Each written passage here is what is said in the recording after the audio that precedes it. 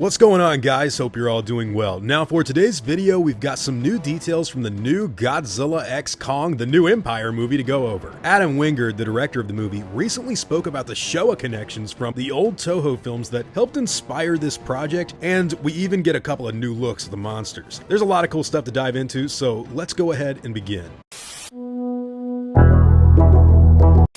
First things first, guys, a couple of new pieces of promotional material have been released for the film. The first of which features this massive look at Godzilla and Kong looking brutal and staring up at something while jets fly past in the background. Kong is seen equipped with his new metallic gauntlet and a strange neon art style adorning the whole piece. Now, this is just something that was drawn up to get us all ready for the movie, but I do think that judging by this new little promo alone, it looks like not only are Godzilla and Kong going to be working together in the film, but that they are looking like uber angry and ready to get some payback just by going off their faces here.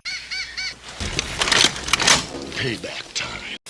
Now, personally, I think this looks pretty cool, but there's something about the next poster image that just looks, it's like way more formidable. It's way more simplistic, but looking at Godzilla and Kong here in an indigo blue background is kind of hardcore, and it's something that looks like it's kind of channeling some of that serious imagery in our minds, you know, more primal before we get to see the new movie. I personally think it looks like something that's banking on the whole idea that these monsters are the selling points, almost like old school Halloween Havoc promos for WCW or WrestleMania, where they put the stars like in the center of their artwork. They know why we're all here, and it's cut down to just basic imagery that's looking awesome, to say the least. Now, as far as the details go on the new movie, Adam Wingard had this to say about the film. Very specifically, in the last film, I wanted Godzilla to have a continuity, to look the way that he had in King of the Monsters and the 2014 Godzilla. But then I didn't get a chance at doing my version of Godzilla. So now I wanted to do different things with the spines and try different colors. I didn't want it to just be random. It's part of the story, and similarly with Kong, I wanted to give him some sort of new look as well. We grew his beard out and gave him a little bit more gray hair and stuff. So just going off of that info alone, it looks like the whole super spiny look of Godzilla in this movie and his Mighty Morphin Pink Power Ranger look with the atomic breath and everything has something to do with the story, and judging by the trailer showing him trapped in crystals or something in order to power up, I'm guessing he gets his butt handed to him along with King Kong, who my friend from Dangerville, Jacob, even thinks could be a broken arm of some sort for the giant ape, which could be why he has this gauntlet. And who knows, maybe this is just a guess from my friends at Dangerville, by the way, but maybe that's where the old Showa electrical powers come from. In the old movies, King Kong had this kind of like electrical ability, and when he fought Godzilla in the 1962 film, it was absent when they did a remake in 2021. So, you know, it could be something going on like that here. Kong is regardless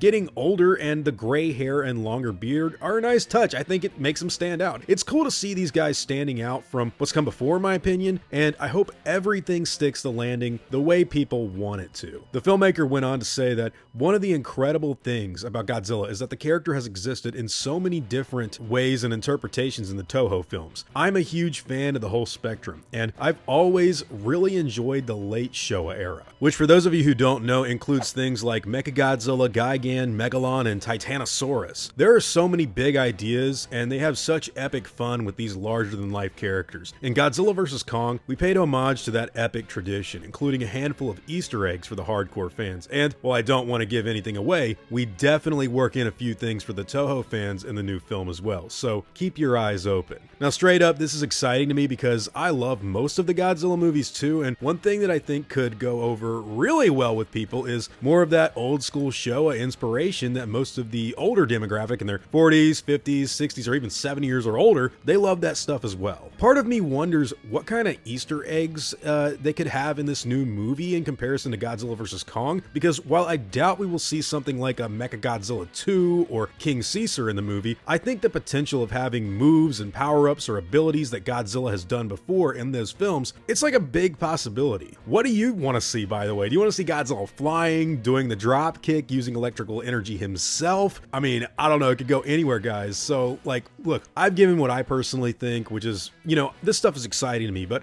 I really want to see where everything goes. With that being said, I want to know what all of you guys want to see from the new movie. Whatever your own thoughts, opinions, and concerns happen to be, I'd love to hear all about them in the comments down below.